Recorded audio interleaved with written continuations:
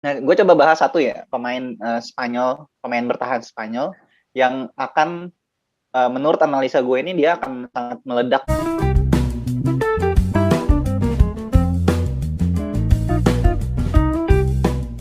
Halo guys, jumpa lagi dengan kita bertiga bersama gua, Bayu dan Raka. Jadi episode kali ini edisi khusus IMPL Fantasi di mana kita akan mengulik tuntas pertandingan antara Swedia melawan Spanyol. Di mana pasti pertandingannya seru gitu. Tapi sebelumnya gua pengen mengajak kalian untuk mendownload IMPL Fantasi. Nah, buat yang belum tahu MPL Fantasi itu apa, jadi ini adalah game salah satu olahraga sepak bola di mana kita menganalisa dan menyusun tim dalam memilih pemain gitu. Jadi ini dijamin seru dah ininya gamenya. Nah, kenapa seru? Karena selain kita berkompetisi, ada juga hadiahnya.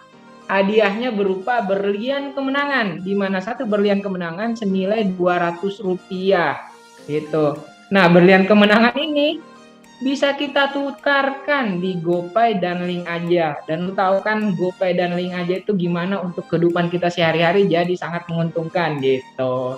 Nah, ada nih yang bilang, kok berlian kemenangannya cuma senilai satu berlian kemenangan Rp200. Nah, untuk mendapatkan berlian kemenangan yang lebih banyak, lu tinggal pilih yang namanya kontes besar. Salah satunya yang akan kita bahas ini antara pertandingan Swedia melawan Spanyol gitu. Jadi ini adalah salah satu pertandingan kontes besar. Kontes besar itu adalah pertandingan big match atau pertandingan besar kalau kita di tongkrongan gitu kan. Nah, pastinya berlian kemenangannya itu jauh lebih banyak dan puluhan ribu berlian kemenangan gitu. Nah, asiknya ini karena berlian kemenangannya itu langsung lu dapatkan setelah pertandingan selesai. Pertandingan selesai lu langsung dapat berlian kemenangannya. Jadi sambil lu nonton bola, sambil lu nungguin pertandingan bola juga, lu nyusun tim IMPL Fantasi terbaik lu gitu. Terus ada yang bilang, gimana sih caranya untuk main IMPL Fantasi? Nah, untuk main IMPL Fantasi lu harus download dulu gamenya. Gue balikin ke Raka, dia paling ahli ngejelasinnya gitu. Raka. Kalau soal mendownload emang gue lebih ahli daripada Fahmi. Jadi cara mendownload MPL Fantasi itu gampang aja. Tinggal lu ketik id.mpl.live/fantasy. Nah, nanti di situ ada opsi download sekarang. Nah, tinggal lu klik aja, terus tinggal tunggu download selesai, tinggal langsung lu install di handphone kalian. Nah, setelah diinstal, biasa kan kalau misalkan user baru kita harus registrasi dulu kan, ya tinggal registrasi aja, registrasinya juga mudah, gampang dan cepat. Terus setelah lu registrasi, udah deh tinggal lu mainkan MPL Fantasinya. Nah, di MPL Fantasi ini setelah lu masuk nanti ada opsi-opsi nih. Ada di bagian paling bawah itu ada 3 opsi. Ada main, ada fantasy, sama ada sapu. Nah, untuk memainkan MPL Fantasi, terutama MPL Fantasi sepak bola, lu tinggal klik aja tuh fantasy. Nah, di situ setelah lu klik akan muncul banyak banget pertandingan sepak bola. Jadi memang salah satu kelebihan dari MPL ini adalah pertandingannya banyak dan dari berbagai macam kompetisi di seluruh dunia. Jadi nggak hanya ada di salah satu liga aja gitu. Jadi banyak banget pertandingannya, tinggal lu pilih. Nah, selain itu, selain MPL Fantasi, di dalam MPL ini ada apa lagi sih? Jadi MPL ini nggak cuma ada fantasy aja gitu, nggak cuma ada fantasy sepak bola aja, terutama ada juga fantasy basket, baseball dan lain-lain lah. Dan selain, kalau misalkan lu nggak pengen jauh-jauh dari olahraga deh, pengen main yang santai-santai gitu, atau pengen ngasah otak, main catur nih, seneng main catur, atau seneng main biliar gitu. Nah, di MPL juga banyak nih. Ada juga game-game seperti main catur, main biliar, terus ada fruit dart. Nah, itu dari game-game tersebut pun lu juga bisa mendapatkan berlian kemenangan. Jadi nggak cuma dari fantasinya aja, tapi di MPL ini semua permainan lu bisa mendapatkan berlian kemenangan. Oke, tadi udah jelasin sama Raka. Selain pertandingannya lengkap, di IMPL Fantasi ini banyak juga kontes gratisnya. Jadi sambil lu nonton video kita mengulas tim Swedia dan Spanyol, lu sebaiknya nyusun tim MPL Fantasi lu. Siapa tahu lu dapatkan hadiah berlian kemenangannya gitu. Oke, Betul. langsung download aja dan jangan lewatkan keseruannya. Nah, kita langsung masuk ke menu hidangan utama kita, di mana akan kita bahas pertandingan antara Swedia melawan Spanyol. Tapi sebelumnya gue mau review sedikit tentang MPL Fantasi yang kemarin kita susun antara Manchester City melawan Arsenal. Yang mana kita tahu Arsenal porak-poranda kemarin. Itu pertandingan apa sih? Pertandingan aduh. persahabatan? Pertandingan persahabatan atau Pertandingan amal. apa sih? Pertandingan amal ya? Kepala Gue kaget loh kok. Apa ini pertarungan piala kecamatan. Piala kecamatan kali ya? Enggak, masalahnya gini, kita Tapi tahu ya betul kalau loh, misalkan kemarin kita nonton bola. Nih, kalau misalkan kita nonton bola di pertandingan besar nih ya, itu kan mainnya semangat ya, penuh semangat, penuh determinasi tinggi gitu. Tapi gue tidak melihat itu di salah satu tim yang inisialnya Arsenal. Jelek banget, nggak ngejar bola, kagak dikejar-kejar lagi, posisi lagi ketinggalan. lemes. Bolanya nggak dikejar gitu. Kan gimana ya, kayak pertandingan antar kelurahan jadi. Tapi ada sedikit yang gua mau singgung nih. Kemarin kita sudah bahas City ya, dan memang benaran terjadi potensi clean sheet itu nanti ada di kubu City gitu. Jadi pemilihan pemain kita di back ada Ruben Dias berhasil mengumpulkan 10 poin dan João Cancelo 11 poin. Kemudian untuk di tengah kita kan memilih Jack Grealish tuh, kita kaptenin, poinnya 22 totalnya. Kemudian dari segi attacking ya, ada Gabriel Jesus yang kemarin kita jelaskan berhasil mengumpulkan 16 poin. Dan kita sedikit mau memberikan perlawanan sedikit lah ke City untuk vice kaptennya. Itu kita pilih Aubameyang dan ternyata berhasil mengumpulkan 3 poin totalnya gitu. Jadi gini, sebenarnya kalau di MPL itu kan maksimal satu tim 7 orang. Andai bisa 11-11-nya City, kita juga masukinnya 11-11-nya City. Dan kita nggak berharap kemarin dibantai banget karena kartu merah juga ya, jadinya 5-0. Ya udah dengan poin segitu udah cukup. Kita juga dapat berlian kemenangan yang bisa kita jajanin di GoPay kayak gitu. Oke. Langsung kita beranjak. Langsung aja kita masuk ke pertandingan Spanyol melawan Swedia. Nah, sebelum kita bahas untuk pertandingan besok, ada baiknya kita tidak melupakan sejarah ya. Seperti kata Bung Karno, jangan sekali-kali melupakan sejarah. Oke, jadi pertandingan antara Swedia melawan Spanyol ini, itu kemarin mereka sempat bertemu di penyisihan grup atau di fase grup di Euro 2020, di mana itu pertandingan itu berakhir 0-0. Walaupun kalau kita lihat ya, kalau mungkin pada yang nonton pertandingannya mungkin masih ingat bahwa pertandingan ini seperti satu arah gitu. Spanyol sangat-sangat mendominasi dari Swedia, tetapi memang finishing touch-nya dari Arsenal lagi dari Spanyol ini kurang begitu, tidak bisa mematikan atau tidak bisa efektif. Jadi dari pertandingan sebelumnya ya, yang terakhir ketemu itu dari 5 shoot on target itu tidak ada gol sama sekali gitu. Jadi kalau misalkan gue ceritakan, memang saat itu Spanyol itu sangat menyerang dengan sangat bagus, sangat sporadis sekali, tapi tidak berhasil mencetak gol ke gawang Swedia, karena memang ini masih di awal-awal turnamen yang dimana masih istilahnya masih belum banyak pemain yang belum panas, jadinya ruang-ruang yang dibuka oleh para pemain Spanyol juga sebenarnya sudah cukup, tapi finishing touch-nya yang masih belum ada di Spanyol gitu. Itu sedikit recap dari Spanyol dan Swedia. Kita lanjut untuk pertandingan besok ya, kita analisa untuk pertandingan besok. Siapa nih? Kalau untuk pertandingan besok, yang paling bisa kita lihat data statistiknya pasti ya dari Euro 2020 kemarin kan. Betul.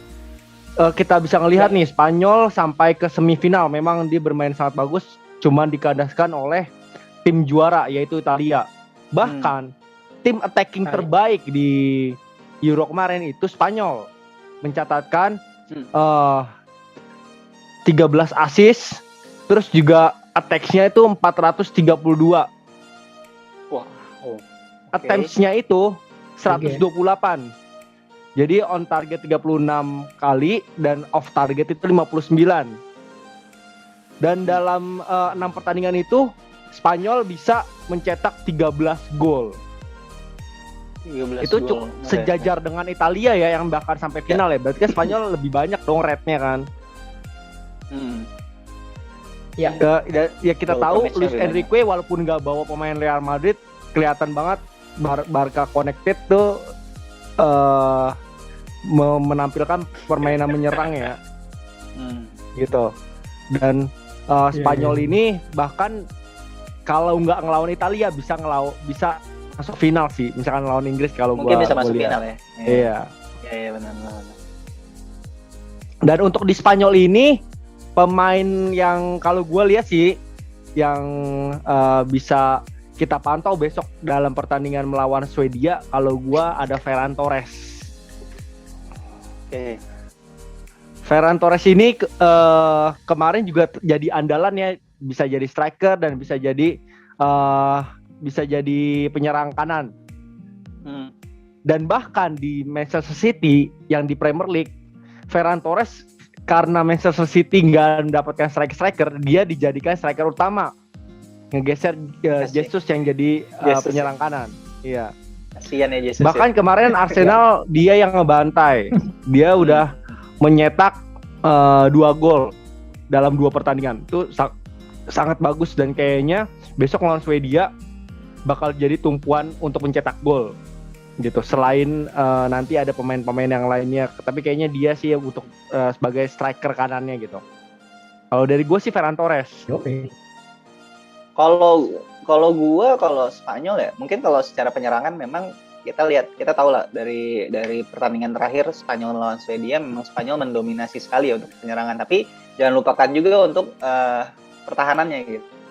Karena ada juga nih pemain-pemain bertahan yang memberikan attacking return yang baik, yang bagus. Jadi pemain bertahan yang banyak membantu serangan ke depan gitu.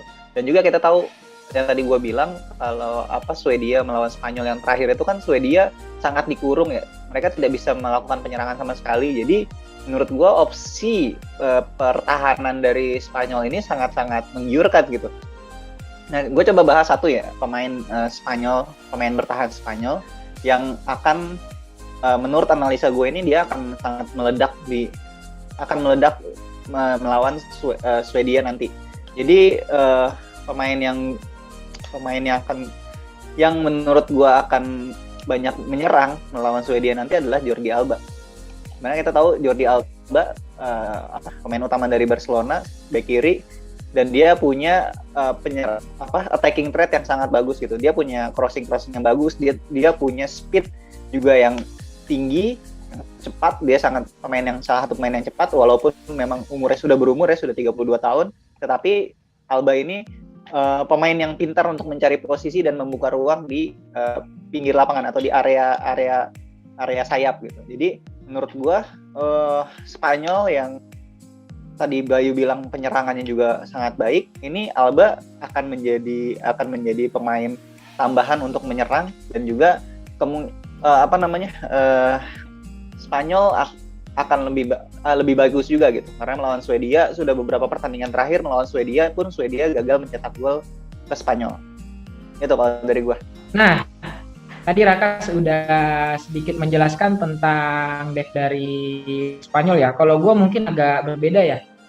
Sedikit tentang attacking-nya ya. Untuk posisi striker gua mau merekomendasikan Morata, dimana bisa lu masukkan juga sih ke tim IPL Fantasi lu. Jadi agak bervariasi juga. Kalau tadi Bayu ada Ferran Torres, gua ada Morata. Kenapa Morata? Gua rasa Morata ini bisa jadi pemain kunci di lawan Swedia ini. Gue belum tahu sih bakal starter apa gimana, tapi untuk lawan Swedia, info-info yang gue dengar itu kemungkinan besar bakal turun. Dan jika turun, Morata ini bisa memaksimalkan peluang yang ada. Apalagi kan suplai dari lini tengahnya Spanyol juga sangat bagus ya, gue lihat. Dan Morata dengan pengalamannya bisa lebih tenang dan memaksimalkan peluang di depan gawang gitu. Mungkin itu dari gambaran sedikit Spanyol ya tadi ya. Kita beralih ke Swedia. Kalau menurut analisa kalian untuk strategi permainan besok Swedia gimana? Oke, jadi tadi gue sempat bahas kan Swedia mungkin secara penyerangan agak masih susah ya, agak masih kurang lah. Tapi di sini gue mau note salah satu pemain penyerang dari Swedia, yaitu Alexander Isak, pemain yang baru ditransfer ke Real Sociedad ya, yang sebelumnya main dari Borussia Dortmund kan. Nah, dia ini salah satu pemain muda yang sangat potensial sebetulnya. Jadi kayak diproyeksikan pemain yang akan bersinar di beberapa tahun ke depan, dan di Real Sociedad pun sudah mendapatkan sudah menjadi pemain inti gitu dari 2 pertandingan terakhir di Real Sociedad ya. Jadi gue coba ulik dari 2 pertandingan dia terakhir yang main di La Liga. Itu dia memang sampai saat ini belum bisa mencetak gol, tapi dia melakukan shoot yang cukup banyak dan cukup efektif sebetulnya. Shoot on targetnya, shoot off target dan shoot on targetnya rasionya itu 80% dia shoot on target gitu. Dan tapi memang yang namanya pemain muda kan juga butuh waktu untuk mematangkan diri ya. Nah, si Alexander Isak ini juga adalah salah satu pemain yang sangat rajin gitu, penyerang. Kita tahu dengan pemain muda dengan stamina yang bagus, dia coverage areanya itu sangat luas gitu. Jadi Swedia ini untuk kesempatannya untuk melawan Spanyol besok menurut gua adalah dari si Isak ini. Saat Spanyol asik menyerang, yaitu Isak tinggal menunggu di tengah lapangan. Terus kalau misalkan Swedia bisa memanfaatkan counter attack dengan kecepatan yang dimiliki oleh si Isak ini, bukan tidak mungkin Swedia akan bisa mencetak gol melalui skema counter attack. Itu menurut gue sih. Oke, tadi Raka udah jelasin sedikit tentang attacking dari Swedia ya. Nah, kalau gue jelasin tentang pertahanan dari Swedia. Nah, yang kita tahu di sini ada pemain idaman gue, Lindelof. Gitu. Kalau gue ngeliat Lindelof ini ya datang ke Swedia ini akan melawan Spanyol dengan dengan sedikit kepercayaan yang lebih tinggi ya. Walaupun kemarin memang di laga terakhir di klub ya, MU melawan Soton hasilnya seri, tapi gua lihat koordinasi dari lini belakang ini kalau misalkan dia udah balik ke pertandingan internasional, dia agak sedikit beda lah penampilannya. Jadi memang semangatnya, spiritnya itu keluar di pertandingan negara ini internasional. Nah, untuk di pertahanan ini gue ngelihat Lindelof ini mau dipasang duet sama siapapun juga kalau di Swedia ya sudah cukup padu gitu sama tandemnya gitu. Jadi kalau gue lihat untuk Swedia di lini pertahanan bisa ngehadang lah sedikit bisa ngehadang serangan dari Spanyol gitu, seperti itu. Itu dari gua. Kalau untuk Lindelof, karena Lindelof juga sering bantu serangan ya kalau di Swedia ya. Jadi bukan nggak mungkin juga bisa berpeluang menciptakan poin gol ya, atau assist setidaknya gitu aja sih kalau gua. Oke, kalau Bayu gimana? Kalau gua ada satu nama, ini kuncinya dari Swedia kemarin di Euro, yaitu Emil Forsberg. Bahkan di Euro kemarin dia top skornya, dia bisa nyetak 4 gol dalam 4 shoot on target. Kenapa? Karena dia ngambil penalti dan corner kick juga. Iya. Bahkan di Leipzig dalam 2 pertandingan terakhir Liga Jerman Bundesliga dia nyetak 1 gol. Jadi si Forsberg ini memang kuncinya serangan dari Swedia gitu. Bahkan kemarin Swedia bisa lolos dan sampai 16 besar tuh kayaknya berkat dari serangannya Forsberg, karena strikernya yang masih agak buntu gitu. Iya, jadi Forsberg kedua gitu ya. Wajib kita ambil untuk tim MPL fantasi kita. Oke. Itu tadi beberapa analisa dari kita ya antara Spanyol dan Swedia ya. Jadi udah kita analisa nih sedikit tentang udah kita analisa nih untuk pertahanan midfielder, dan striker gitu kan. Jadi setidaknya di episode khusus ini kalian sudah ada gambaran untuk tim IPL fantasi kalian di pertandingan antara Swedia melawan Spanyol gitu. Sebelum kita tutup, gua mau nanya-nanya sedikit. Analisa kalian nih tentang skor nanti antara pertandingan Spanyol melawan Swedia gimana? Kalau gua 2-0 untuk Spanyol. Kalau gua 2-1 untuk Spanyol. Swedia masih bisa memberikan inilah 1 gol untuk gawang Spanyol. Gua sama Maraka. Yeay. Itu tadi sudah kita jelaskan semua untuk episode kali ini pertandingan antara Spanyol melawan Swedia. Jadi sambil nonton video kita, kalian sambil susun tim IPL fantasi kalian. Ini kontes besar loh, jadi berlian kemenangannya lebih banyak gitu. Oke, untuk episode kali ini cukup. Sampai jumpa di episode selanjutnya dan gua tutup. Ciao.